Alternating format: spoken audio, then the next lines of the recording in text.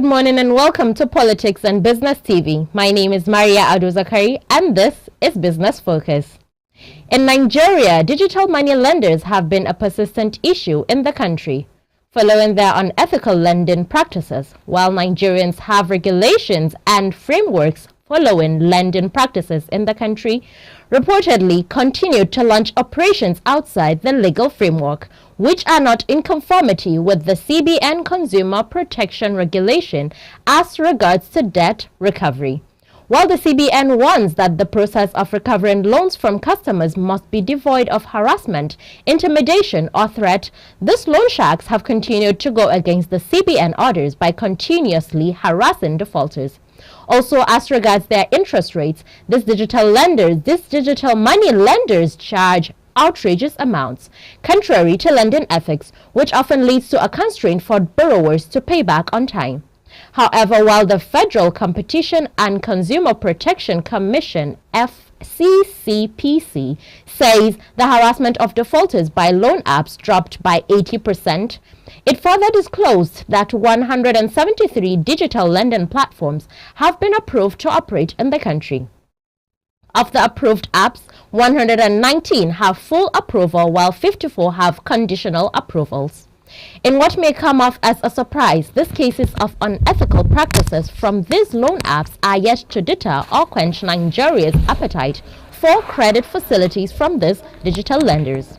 On Business Focus today, we'll be assessing the activities of digital lenders in line with legal frameworks governing the lending space. We'll go on a short break, look at the equity. We're going to be looking at the equity market now. Let's start with the highest trades. Yes, let's look at the highest trades. And on the top of the list, we have UBA with 100 trades at the volume of 2,924 at the value of 73,119. MTN Nigeria follows closely with 84 trades at the volume of 384,000 at the value of 101 million. Transcorp follows closely with 83 trades at the volume of 1,870,000 at the value of 16,089,000. Let's take a look at our top gainers for today. The opening price for top gainers for today, we have Multiverse at 16.89%, ABDSY BDS starts at 2.02%. The IMG opened market today at 12.25. Let's take a look at the bottom losers. That's the opening price for the bottom losers for today. And we have, topping the list, we have Deep Cap at positive negative 10%, and Stellar Nigeria at negative 7.25%, and Conhall at negative 6.55%. Let's take a look at some of the commodities. The highest performers for the commodity market, we are having sugar as top of the list at 6.0%, and also we have orange juice at 1.62%. We have EEX Trump Felix Base Loadia Future at 1.43%. We have uranium at 1.31%, and we also have rapeseed at 1.03%. Let's take a look at other commodities. Let's take a look at precious metals first. Topping the list, we have gold at positive 0.14%. Next on the list, we have palladium at negative 1.36%, and platinum follows closely with negative 0.23%. Let's take a look at another commodity for today. Let's take a look at energy. Natural gas tops the list at negative 1.08%. We also have ethanol at positive 0.05% and heating oil at negative 0.39%. Let's take a look at another commodity for today. We have industrial metals. Topping the list, there is aluminum at 0.28% positive, lead at 5.07 positive, and we have iron ore at 0.24% positive. Let's take a look at the last commodity we have. Agriculture. Top in the list, we have cotton. Cotton at negative 0.56%. Next on the list, we have oats at negative 0.13%. Next on the list, we also have lumber at positive 1.02%. We'll go on a short break. We'll be right back for the interview segment where we'll be discussing the loan shark activities. Do stay with us. Hello there. Worried about complexities and dynamics of business in Nigeria?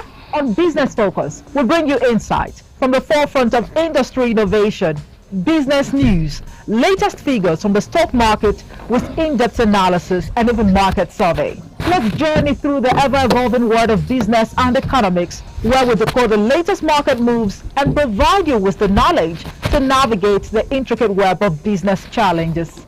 This is Business Focus.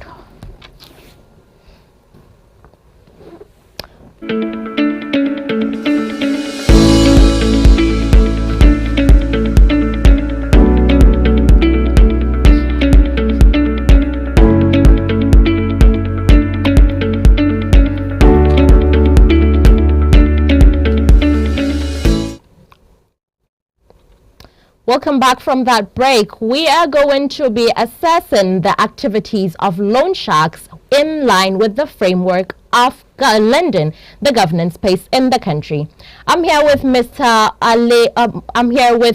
Olamilekan Adifalarin. Good morning, sir, and welcome to Business Focus. Thanks for having me. Good morning to our viewers, Sadi.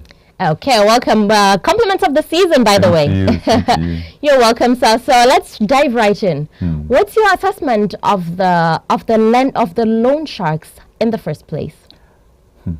Quite serious. I think to start with we have to commend that there was opportunity for people to bring such innovative and novel idea into fruition. Okay. But at the end of the day, it becomes something that becomes a great concern nationally, an embarrassment to the financial sector in Nigeria. So it's an activity that become so shielded in what many have considered to be a shame on the financial sector in Nigeria. Even with the innovation that comes with it, become a shame to national financial sector in Nigeria.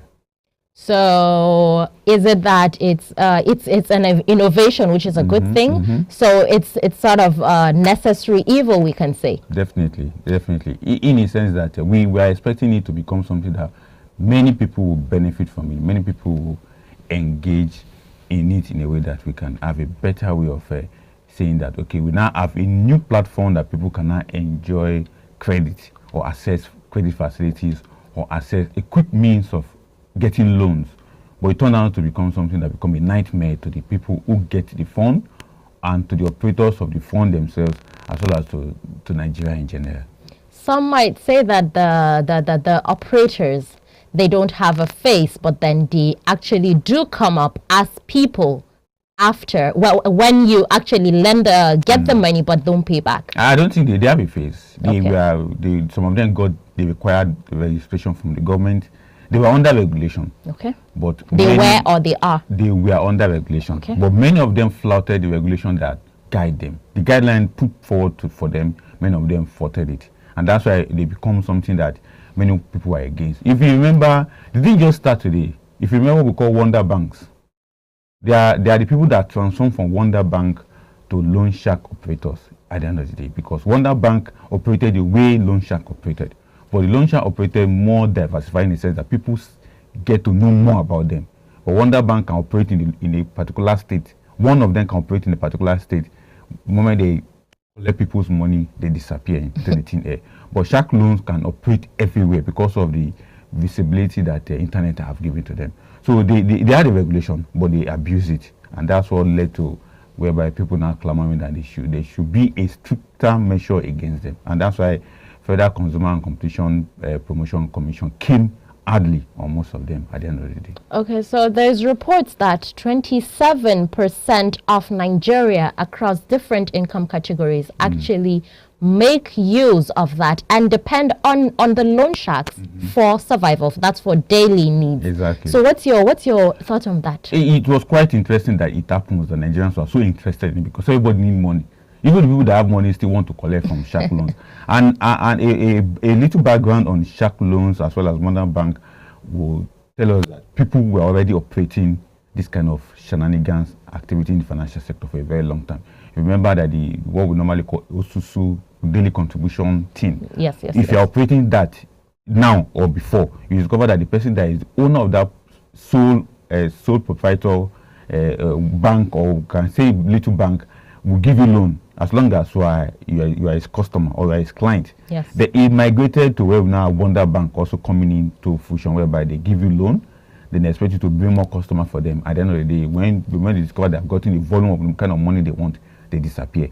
Then we now have the shark loans. The shark loans now came in as a result of the revolution in internet, ICT, and the rest of them. So they came and they discovered there is a gap in the system, the gap created by DMB, the deposit money banks, that cannot meet the needs of the people. So they now created a very innovative ways. Okay, you did 5,000, urgent 2,000. You remember the popular urgent 2,000, urgent 3,000? It's still popular. Exactly, still popular till now. So that's where they came in. They took advantage of that, and they started well.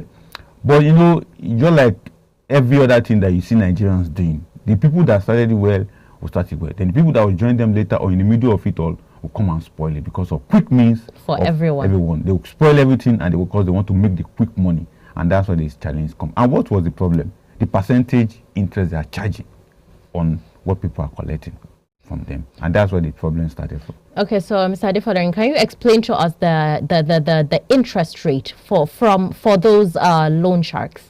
Officially, we have the interest rate being given by CBN, which is the official interest rate, the threshold that nobody can go below. Currently, we have 18.75%. That is interest rate. So every other bank that is coming, every other commercial entity that has to do with financial sector, come with their own bag or their own platform of what they are going to charge. Some banks charge up to 35, some 38. But microfinance bank, most of the microfinance banks charge up to 40-45%. Then the shark loans come with about 60%. And there's another thing. Interest rate. Yeah, interest rate. And one thing we quickly need to understand about this shark loan was that, if you remember some few years back in 2015, 2016, there is what we call MMM. Yes. They borrow some of the principles of MMM into their activities. Although MMM is me and you, I have money in the account, I borrow you, pay me in 2 days time, you added my percentage. That's what MMM. So they borrow some of those ideas from MMM, they incorporate into their corporation, and that's why that when they give you 7,000, you pay 10,500. If you're able to pay on time. Exactly. If you are going to pay on time, you pay the 10,000, you pay 10,205. So the delay in your payment, the higher the interest. I hope you get me. Yes, let's say you have to pay 10,000 tomorrow after borrowing 2 days ago or a week ago. Now, if you don't pay the due date you're supposed to pay, the 2,500 that is on top or the 3,500 that is on top will be double. Then after that week expire, it will double. After that week expire, it will double. So that's how they operate. And that was what made the regulator say, no, we didn't ask you guys to be operating this way. This is not the way the financial sector globally operates. Once you have an interest, that is the interest. That's the end. It doesn't. You don't add to it. You don't begin to bring the liability of the fund that you have into the business. And that's what those shark loan operator did. And the government was like, no, we just have to clamp down on them. So is it that the 18% for interest rate for borrowing, is it that that's the least you can charge, or that's the most? Because you said some banks have 38%. That's the minimum. So the maximum can be dictated by the bank and can also be controlled by the CBN. But they have given you a threshold 18.75. You can add to it, but they have a way of controlling. The CBN have a way of controlling those interest rates through the open market operation, in a sense that by the time all those banks have given loans to people that make more money, CBN will just go, we have some papers to sell. So when they sell those papers to you, they have to use that paper to collect all the money from the banks, and the banks will know how much money with them. Then they'll begin to say, although they will not go below their capitalization that is with the CBN. So that's how it works. So that's for commercial banks, traditional banks. How about for the loan sharks? The loan sharks, we expected the same operation of interest to be applied to them, but because of their diversification of their own operation, it's not like as thick as the DMB, that is the deposit money bank. It is just for fast use of cash, 5,000, 7,000. It was from these shark loans guys that the banks also, the commercial bank now started saying, okay, if you want 5,000, I urgent 5,000, we can give you, because they discovered that it was now yielding positively, and they are making more money according to the shark loan guys. So the banks, the commercial banks also now quickly introduce this kind of model of borrowing into the system. And CBN fund at it. You guys are giving 5,000, 7,000 to people. Is that what you have been given to be doing? People are not, what the shark loans were doing was they're giving money for transport, money to quickly address one or two things that above 10,000 naira, But the banks, the commercial banks also now bought into that idea, and they started, the CBN say, guys, this is not what we asked you guys to be doing. So they stopped at the moment, and they are not doing it again. But the shark loan guys continue until they become a national embarrassment, and the armor of the government just have to come on some of them. So I have a question. I have a quick question. Right. The loan sharks. You mentioned they borrow money for just small things, probably. Exactly.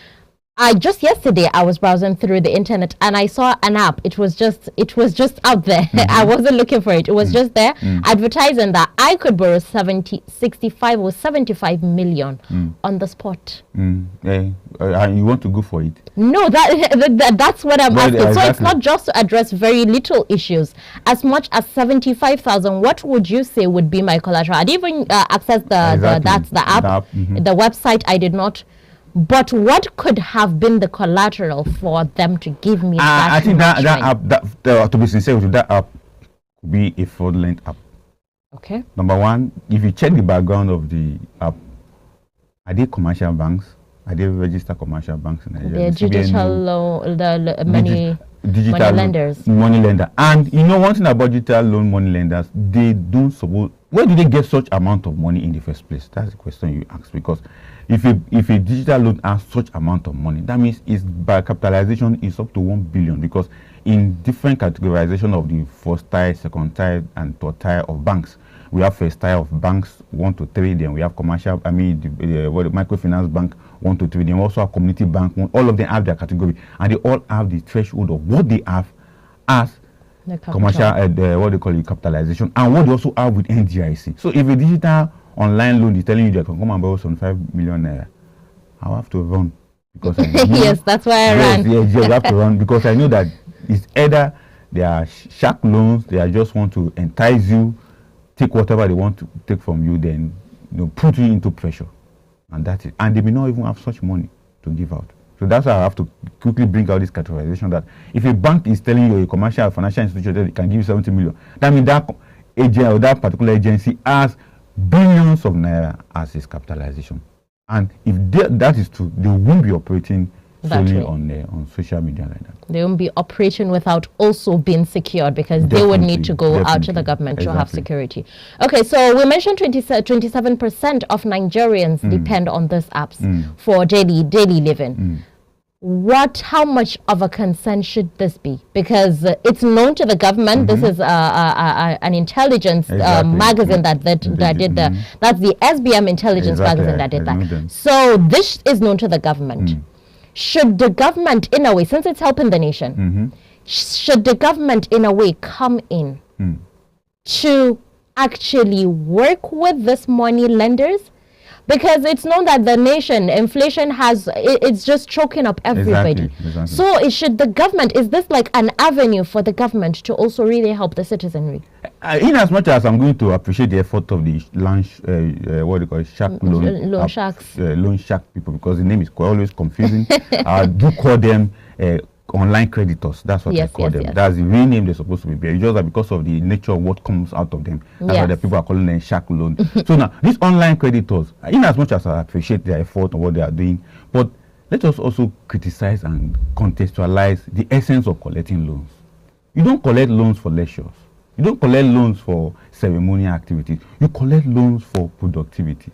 If I'm collecting 2,500 naira from you today, Maria, I should be collecting it in the essence that whatever I'm going to use that 2,500 naira for, as urgent as it could be, is going to give me 5,000 naira or 6,000 naira, then I return your 2,500. And you also have extra. And I also have extra. But in the essence that people are collecting loans, like the popular case of a young guy, Kolawole, that collected loan from one of the iCredit, one of the online shark loan guys, that collected 7,500 before you know it, he could not pay on. He was a student. Although people say because the poverty is affecting him in the school, he could not feed, he collected the money, he used it to buy food, and after eating, where will the next money come from? To pay back stuff. So, in as much as 27% of Nigeria depend on these shark loans or iCredit online people that we are talking about, what are Nigerians using those money for? If you are using the money to just consume, to eat, there is no way that money will add value to the economy. Although it may add value in one segment by buying, but it's supposed to return in extra value to you, the creditor or the debtor, and to the creditor. But in this case, it's something that you collect, you eat, the creditor is asking for its own, you cannot give him, and you are still asking for more.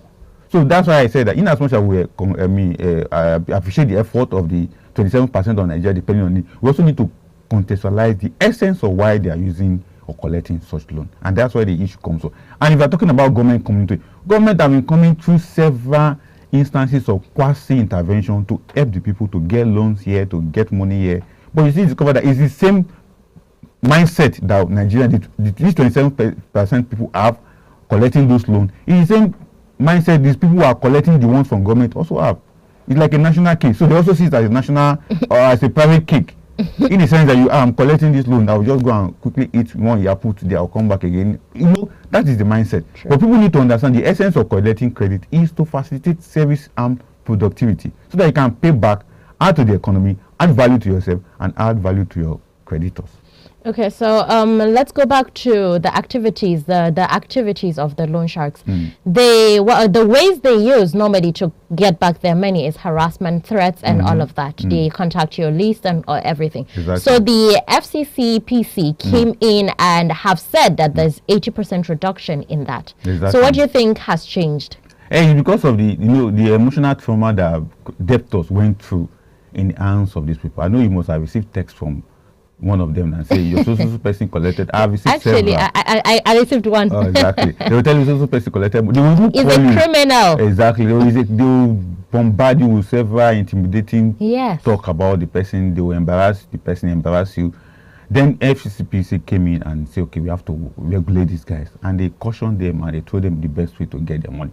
And I will not blame the loan shark guys, because in as much as you go there to collect money, these guys also looking for quick means to get their money back. And you know Nigerian character, even not human character, when you borrow somebody's money, you can even claim right on that money that you're owing. I think that's why they developed that tactics of using the emotional aspect of collecting their money, embarrassing you, intimidating you, threatening you, exposing you, and diminishing you on the public space with all those kind of texts. So that's why they brought that to fore. But we must also understand that humanly, if you borrow money, if you give someone money, it has the tendency of this self-claim that after you borrowed, how much you didn't even borrow?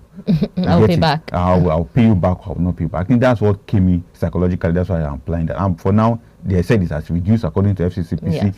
But the issue still remains that people have suffered a lot of emotional distress from what has happened. And that's why you see that many people now, when you advise, no, I'm not interested. No, I'm not interested. But like me yesterday, I didn't even open the didn't go far with it. So but some people are still ignorant about it. They are still going for it. They are still going for the loans because they need quick money. And it speaks more about the volume of the rate of poverty in the country, which government on its own has been wrongly trying to tackle, because they have not been putting the right policies. Even though they put the right policies, the implementation of the policies has not been very effective to ensure that we get poverty out of our society, but rather poverty keep increasing and keep chasing people up. And that's why people go for shark loan and collect quick 2,000, quick 5,000, or quick 10,000. Very true. Thank you for that, Mr. Adifalarin. We would go on a short break. When we come back, we will discuss how someone gained the police command number and access it for loan. We'll be right back. Do stay tuned.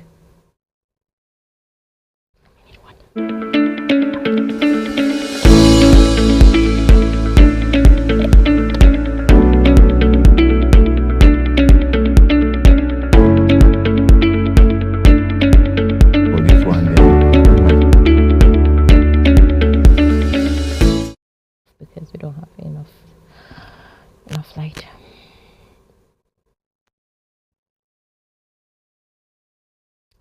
Welcome back from that break. We are discussing the activities of the loan sharks in Nigeria and if it is in line with the legal space provided. So, Mr. Adefalarin, there is something I read yesterday. A police officer, that's like the DPO of a command, he mentioned that somebody used the line of their place of work, that's the police line, to access loan, and the loan sharks are calling the police and threatening them and sending messages and all the normal things they do to contacts on that line. So for the police station to be vulnerable, what would you say about the rest of us? It's just like the way everybody is vulnerable to the loan shark creditors, and the rest of them. Someone in the midst of the police officer working in that particular division must have used the line as one of these telephone contact.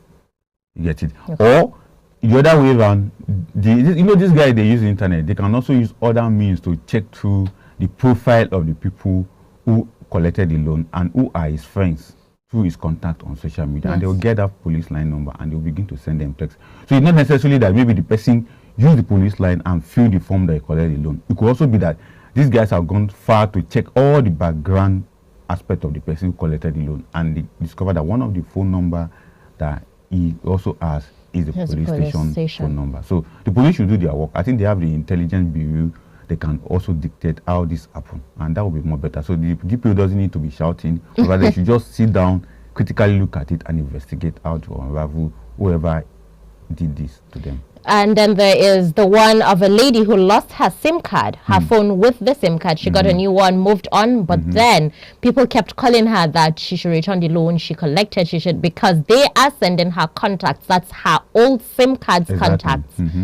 Different messages, and later she reported and then found out that the people that sold the phone or found the phone actually collected different loans from different loan sharks. Exactly, and it's all coming back to her, because that's what most of us have suffered in the hands of this loan shark, and the people collected the money because they are friends. Some of them are family members, some of them are close associates, colleague at work, and the rest of them. So it happens that way.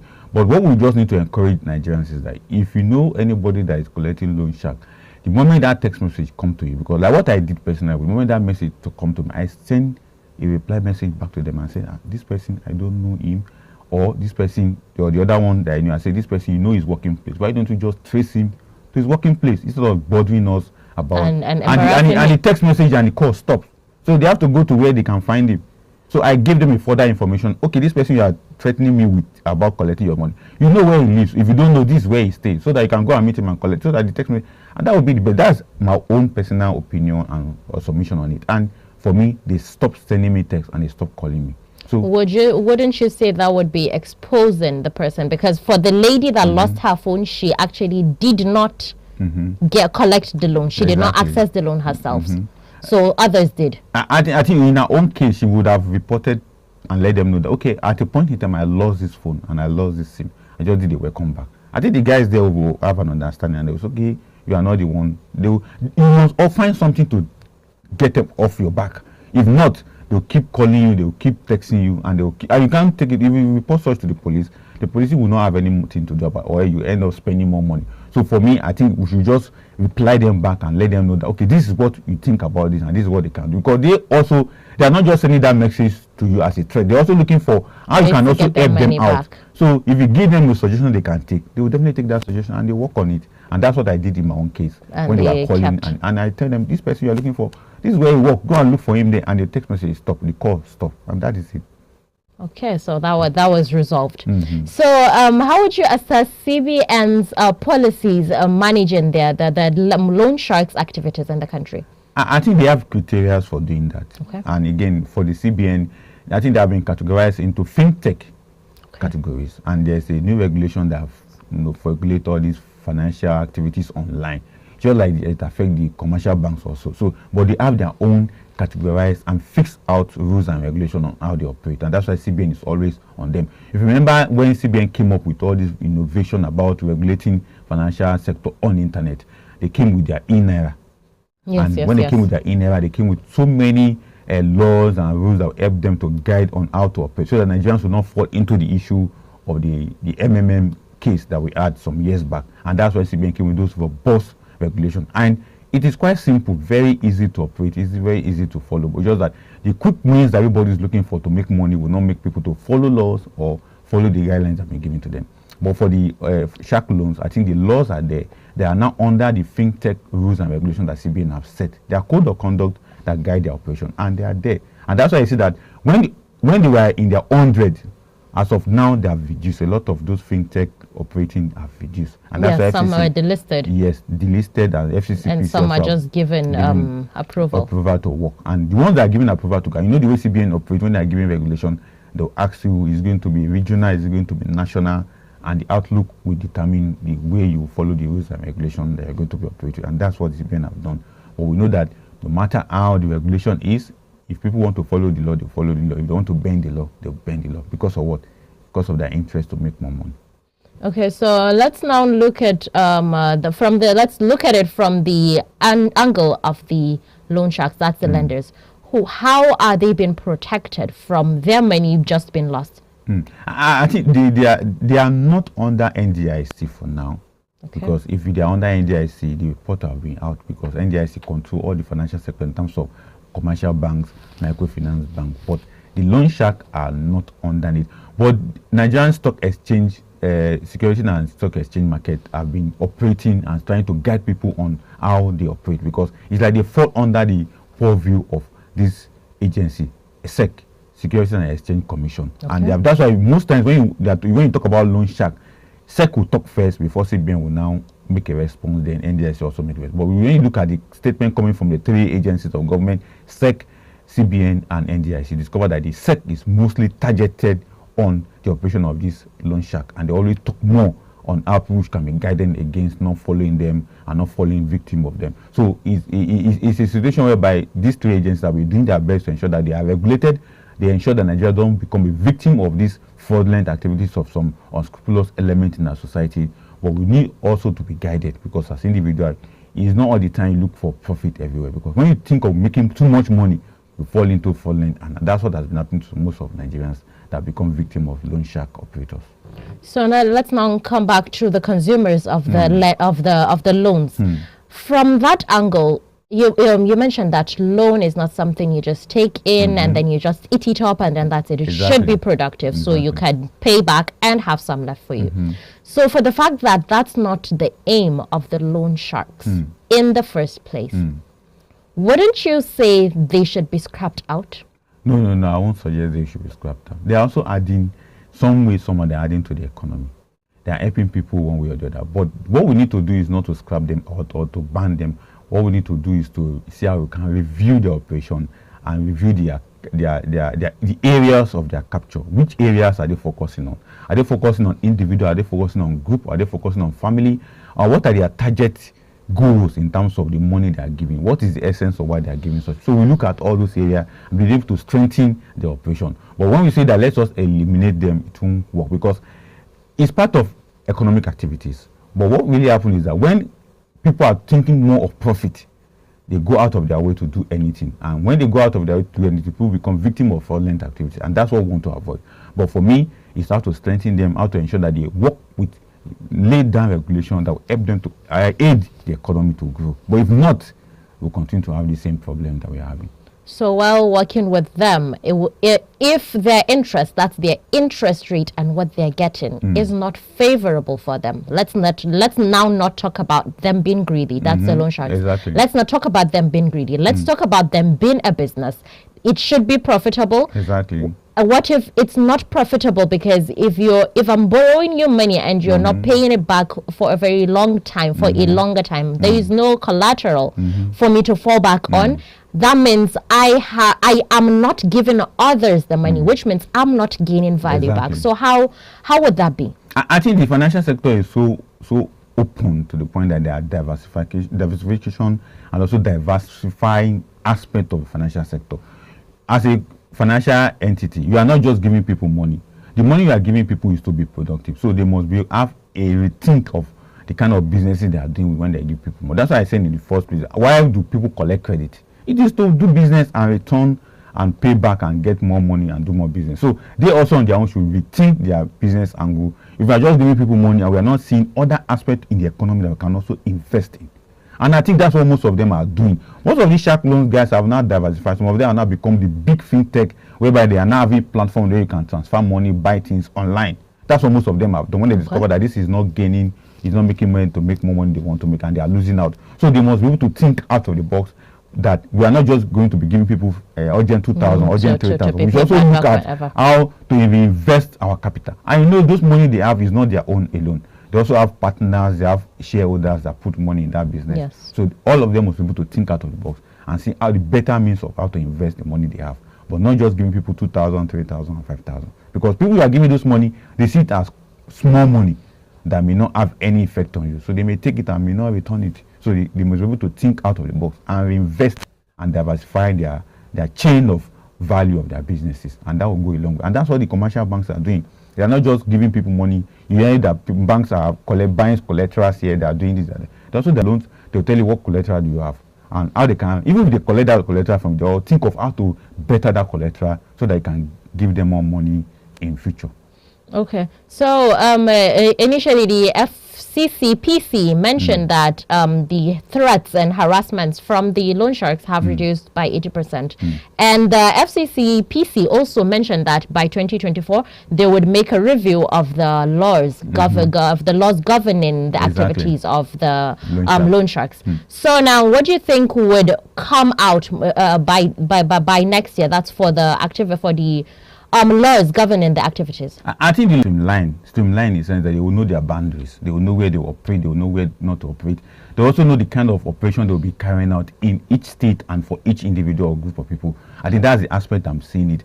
Although the laws they are reviewing, not that the laws is the one that we have right now is bad. Okay. It's just that it's the implementation of the laws that is bad, in the sense that they are using emotional threats and other distress to confront their customers so that they can have a change of mind and pay them the money. I think that's the aspect they may bring into it, whereby they may look out for psychological experts to see where they can draft some psychological laws or streamline some psychological law that can be inserted into the current law that they have, so that those shark loans operators can now understand that we do need to go beyond these boundaries because it has some psychological effect on the people. And that's where I see it. But the current law they have, I don't see anything wrong with it.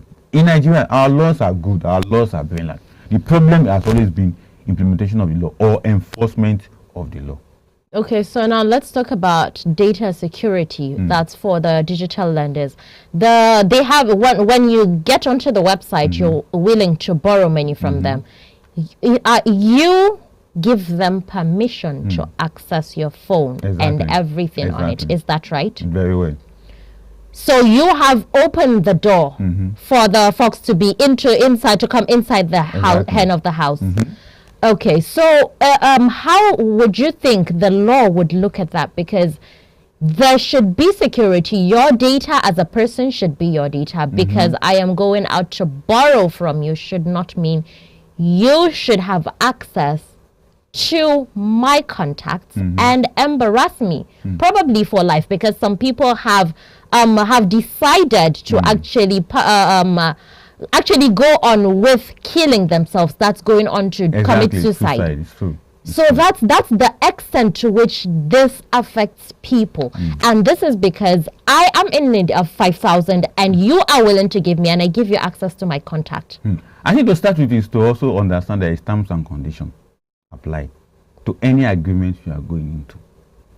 I'm not saying that we cannot review such acts, but every agreement you want to go into, there's what they call terms and conditions. But do you think the ordinary Nigerian, that's the common man, understands some of these terms? Not that they don't understand, they understand, but because of the urgency of looking for money, they overlook or override the terms and conditions. That's why when you buy a recharge card today, they will tell you after 5 times, if you and the thing didn't enter, the terms and conditions will apply that if you try the 5th time, they'll ban your line.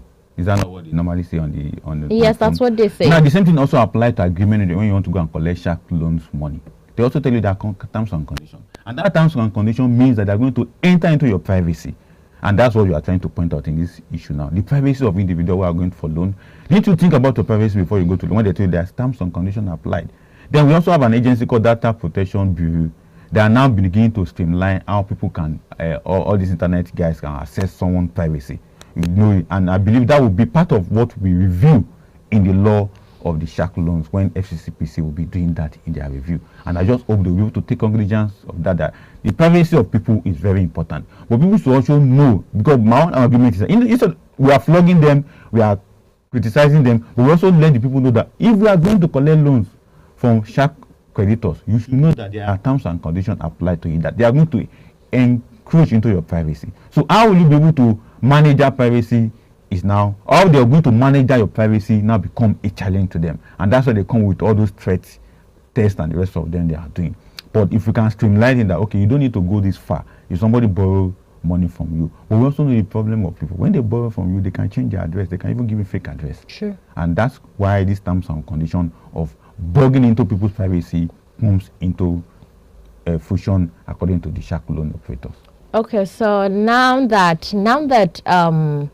the digital lenders are giving you money, and then they don't ask you for collateral, do they even ask for a guarantor? They don't. Because they just send you after you default, that is, you don't pay up. They access your contacts and send to everybody that you are the guarantor. You maybe send to 1 million people in your contacts and say that you, all of them, are the guarantors for this person. Actually, what they normally do is that they may ask for 1 or 2 guarantors. But what they do is that when the guarantors are not responding, they just spread the false guarantor thing on everybody. That everybody is guarantor. So far, they have. You're on their list. Exactly. So and that's what they do. And it helps them. It helps some of them to quickly retrieve their money, but some it doesn't help them. Because, the problem is that we need to understand the society that we are. The society, through our fiber, has been corrupted through the ingenuity of human. Because you can't trust anybody. And there's no confidence about every system in a sector. Even the shark loans guys we are talking about, the people collecting the money from there, don't trust them. True. In a sense that if I even carry my 1 million naira and give them, okay, can I trust them? That's where this issue of trust comes in, and that's why many of these people who collect their loan also want to put in false information so that they can be able to access the money. And on the other side, these guys are also ready to break into your privacy, collect whatever data they want to collect, and spread the embarrassing statement and threat to everybody that knows you. And that's what they want to do, so that they can get their money back. So it's a both side desperation from the shark loan operators and desperation of the individual who needed the loans to use the money for whatever they want to use it for. So we could now say that the loan sharks are using your emotions and your contacts as collateral. Definitely, that's the main thing. That's their biggest bet when it comes to collateral. But we know that they can also get other forms of collateral if they want. But they know that a battery 5,000 naira. What will you give out as collateral? 5,000 naira. Will you drop your phone of 20,000, 5,000 naira? Or will you drop your phone of 30,000? It's not even something physical. Exactly. So dropping is not even in the list. So the only thing they can get is you're plugging into your privacy. Use your privacy contact as your collateral, and that work for them on the long run. So how would you say now that some loan sharks have been, some digital money lenders have been given given access to operate, that is, in the space of the business. Some have been given conditional access, and some have been given proper function. They could properly function. So how would you say we can know which of them are a bit more legitimate? Because it's the fact that getting the money back and the interest rates, that's the scary thing about the whole situation. Exactly. So how would you now point out the ones that are a bit safer for you if you urgently need the 2K? This question is quite tough because I don't own one and I'm not working for one, but as a policy analyst and economist, I think we'll follow what the government is saying. The government already have published all their lists, all their names. Okay. We have them close to about 100 of them. They are out there. Although they are still, what the government is doing through the FCCPC is that they are weekly reviewing their activities. Okay. And they are taking feedback from people. So with the feedback that getting from people, with their weekly review they are doing on them, we could be able to know, okay, this one is doing well, this one is not doing well. But the major thing is that how would people trust them? Then how would they also trust the people? Because it's a two-way traffic. Sure. We want to give you money. Are we sure you are going to return our money to us? Then I want to collect your money. Am I sure you are not going to threaten my life out of existence because of 2,000 or 5,000? So it's a two-way traffic that we need to build that confidence between the people and the operators. So, and I think through the government listing them out, we can say, okay, let's work the one the government have listed. Anyone that government doesn't list, stay away from it. With them, because it is those ones that you can hold accountable, and it is those ones government can also hold accountable and prosecute them if necessary. Okay, so what would you say is another option for digital lending? I think for someone that urgently need 2K. Talk to your friends and your associates. They also do not have the inflation is on a lot of us. The thing is that if you have 2 digital loan shark operators to collect from, it means you have about 10 other individuals that you can meet and ask them for loan. that will not threaten your life. True. Because But that's would you what I get the believe. funds? Then when you want to go and get the fund, don't go and tell them you need 50,000. Tell them the one that you know that digital loan creditors can give you 2,000, 5,000, 7,000. Because the problem with individual borrowing money is that if you go and ask them for what they cannot afford, they will not give you. But if you go for something that can be easily accessed, they will give you urgent 5K. When are you returning it? Okay, what do you want to use it for? Okay, transport, I want to get some things. Because now people are also thinking like the banks. When you want to borrow money from somebody, okay, what to borrow? What do you want to do with it? So that I will know that when I give to you, you will not come back again. Rather, you use that money productively, and You'll be able to even pay back. Pay back. But when you say you want to go to parties, there is one I share, be somewhere, the person will just look at you and say, you are not serious. But the loan shark will not think like that, because they will just, okay, you need 2K, okay, our 2,500 percentage is there, we'll give it to you. And that's just difference. Okay, so now rounding up, Mr. Adefolarin, how would you say what would you advise Nigerians to do in the coming year? Because we're going into a new year, and we urgently need the 2K, and they're there. So what would you say to Nigerians? What's your advice for them? I think critically, people need to have the habit of minimizing their expenses. Because one of the things that is making people to quickly ask for urgent 2K is that if you are having an income of 30,000, plan with it. 50,000, plan with it. Don't go beyond your expenses, because what is killing most of us that we go beyond our expenses. If you know that the 30K can take you for the 30 months and you'll be able to maximally achieve your goal, use it. But when we begin to think otherwise, as someone said recently, that you can think globally, but always adapt it locally. What it means is that if you are thinking of wearing Gucci, Vultin, all those expensive clothes, then think of the one that someone very close to you has made, that you can easily buy and make use of. And that's what I would advise Nigeria, because 2024 inflation will go higher because of the global trend or geopolitical issue that we are seeing. But we must be able to manage it from our local resources and local understanding of how inflation can be controlled. And that's my advice for Nigeria. So we should cut our coats according to our sizes. That's the normal language all of us know. Thank you very much for that, Mr. Adefolarin. It was nice having you on Business Focus. Thanks for having me. We have discussed the loan sharks today, and we have extensively addressed their activities. This is Politics and Business TV, Business Focus, and my name is Maria Adozakari. Have a good day.